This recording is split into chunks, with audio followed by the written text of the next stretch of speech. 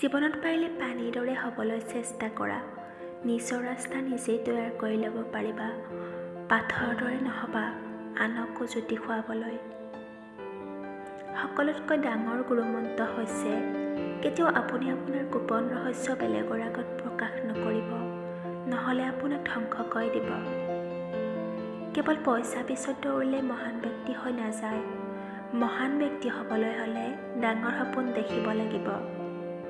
জীৱন যুদ্ধত কেৱল শক্তিশালী ব্যক্তিয়েহে জয়লাভ নকৰে। কেতিয়াবা সেইজনেও জয়লাভ কৰে যিজনে ভাবে মই জয় হ'ব পাৰিম। আমাৰ সকলোতকৈ ডাঙৰ দুৰ্বলতা হৈছে মাজবাটতে ভাগৰি পৰা।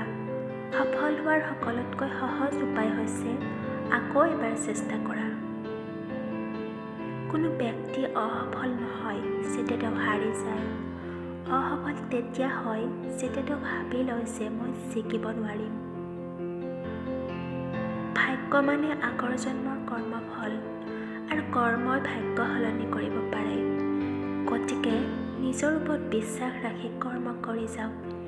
এদিন সফলতা নিশ্চয় আহিব।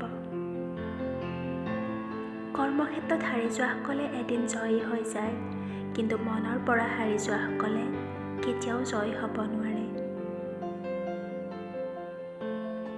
এজন ব্যক্তিয়ে অকলে জন্ম হয় আৰু অকলে মৃত্যুবৰণ কৰে।